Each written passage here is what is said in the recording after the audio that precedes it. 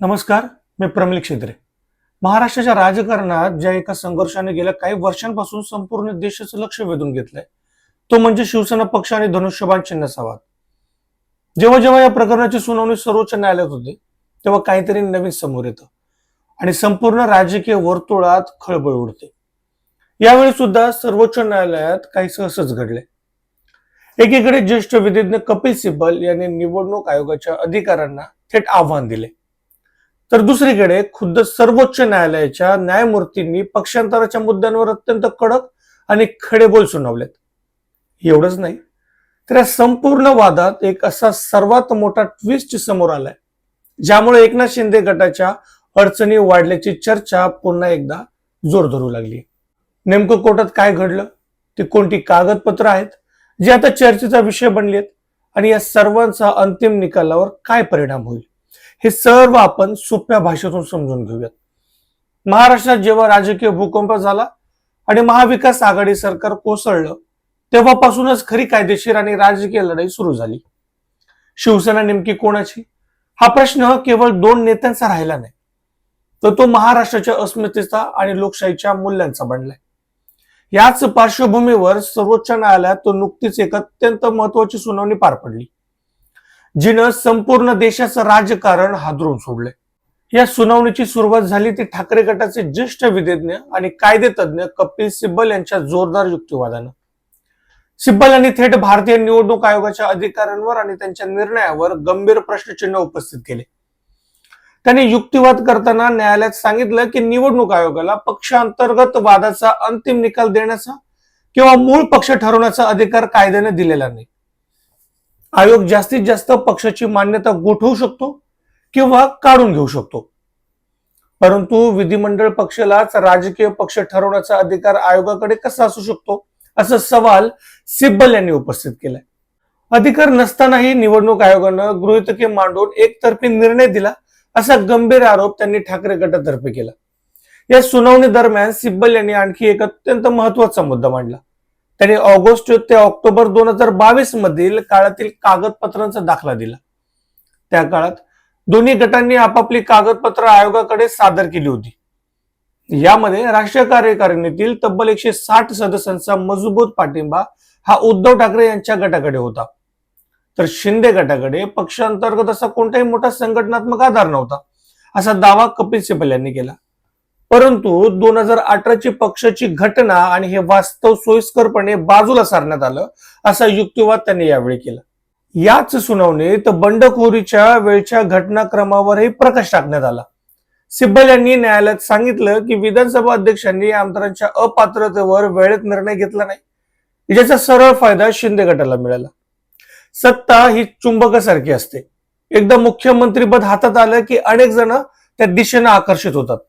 याच आकर्षणामुळे बंडानंतर सुरुवातीला सोबत असलेले आमदार मुख्यमंत्रीपद मिळाल्यानंतर 31 वरून 39 आणि नंतर थेट 53 वर जाऊन पोहोचलं. एवढंच नाही, तर शिवसेनेत फूट पडली तेव्हा उद्धव ठाकरे यांच्याकडे 21 खासदार होते, परंतु सत्तेच्या साथ घालण्यामुळे काही खासदारही तिकडे गेले, असे मुद्दे त्यांनी मांडले. मात्र या संपूर्ण सुनावणीत खरी सनसनाटी निर्माण झाली ते एका कागदपत्राच्या पुराव्यामुळे. खटल्यात आता एक असा मोठा ट्विस्ट समोर आलाय ज्याने सर्वांच्याच भुवया उंचावल्यात.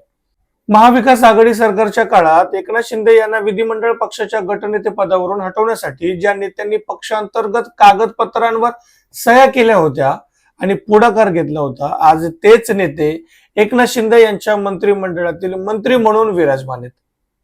या कागदपत्रांनुसार खुद्द उदय सामंत यांनी अनुमोदक म्हणून स्वाक्षरी केली होती. तसंच संजय राठोड, दादा भुसे आणि सध्याचे खासदार रवींद्र वायकर यांच्याही स्वाक्षऱ्या त्या प्रस्तावावर स्पष्टपणे आहेत. विशेष म्हणजे ज्या नेत्यांनी एकेकाळी एकनाथ शिंदे यांना गटनेता पदावरून हटवण्याच्या प्रस्तावाला पाठिंबा दिला होता, आज तेच त्यांच्या नेतृत्वाखाली मंत्री म्हणून काम करतायत. ठाकरे गटाने हाच धागा पकडत सुप्रीम कोर्टात युक्तिवाद केला की विधिमंडळ पक्षापेक्षा राजकीय पक्ष नेहमीच मोठा असतो. पक्षप्रमुख या नात्याने उद्धव ठाकरे यांना अधिकार होता, म्हणूनच त्यांनी एकनाथ शिंदे यांना गटनेता पदावरून हटवलं होतं. या मुद्द्यावर न्यायालयाने विचारणा केली की गटनेता पदावरून हटवताना विधिमंडळ सदस्यांच्या स्वाक्षऱ्या होत्या का. त्यावर सिब्बल यांनी स्पष्ट केलं की विधिमंडळ पक्षापेक्षा राजकीय पक्षाची चौकट आणि पक्षप्रमुखांचा अधिकार सर्वोच्च असतो. या सर्व युक्तिवादादरम्यान सर्वोच्च न्यायालयाच्या न्यायमूर्तींनी केलेली निरीक्षणं अत्यंत महत्वाची आणि तितकीच चपराक देणारी आहेत. न्यायमूर्तींनी डॉक्टर बाबासाहेब आंबेडकर यांच्या विचाराचा दाखला देत आजच्या राजकारणावर मोठं भाष्य केलं. न्यायमूर्तींनी स्पष्ट शब्दात म्हटलं की पक्षांतर हे पूर्वी घटनात्मक पाप मानलं गेलं होतं, परंतु आजच्या काळात ते जणू काही सन्मान चिन्ह बनल्यासारखं वाटतंय. कितीही चांगली राज्यघटना असली तरी ती राबवणारे आणि अंमलात आणणारे लोक जर प्रामाणिक नसतील तर ती राज्यघटना देखील निष्प्रभ ठरते. या न्यायमूर्तींचं निरीक्षण आजच्या राजकीय व्यवस्थेवर मोठा प्रकाश टाकणार आहे. या संपूर्ण सुनावणीवरून हे स्पष्ट होतं की हा लढा आता केवळ 2 गटांमधील उरलेला नाही, तर हा लढा कायद्याच्या चौकटीचा, नैतिकतेचा आणि लोकशाही मूल्य टिकवण्याचा बनलाय. एकीकडे आमदारांचे आणि खासदारांचे संख्याबळ आपल्या बाजूने असल्याचा दावा शिंदे गट करत आहे, तर दुसरीकडे पक्षाची मूळ घटना, संघटनात्मक ताकद आणि कागदपत्रांमधील विरोधाभास यावर ठाकरे गट आपले बळ टिकवून आहे. आता प्रश्न हा उपस्थित होतो की निवडणूक आयोगाच्या अधिकारांचे नेमके सीमांकन काय? जर लोकप्रतिनिधींनी पक्षांतर केलं आणि त्यावर वेळेत अपात्रतेची कारवाई झाली नाही तर राजकीय नैतिकता कशी टिकणार? विधिमंडळातील तत्कालिक बहुमत मोठे की पक्षाची वैचारिक आणि संघटनात्मक पायाभरणी? या सर्व प्रश्नांची उत्तरं आता आगामी काळात सर्वोच्च न्यायालयाच्या अंतिम निकालातूनच मिळणार आहेत. तुम्हाला काय वाटतं? या संपूर्ण कायदेशीर संघर्षात नेमकी कोणाची बाजू भक्कम आहे आणि भविष्यातील महाराष्ट्राचं राजकारण या निकालामुळे कोणत्या दिशेने जाईल? तुमचे विचार मला कमेंट करून नक्की सांगा आणि प्रमिल क्षेत्रे ह्या माझ्या युट्यूब चॅनलला लाईक, शेअर आणि सबस्क्राईब करायला विसरू नका.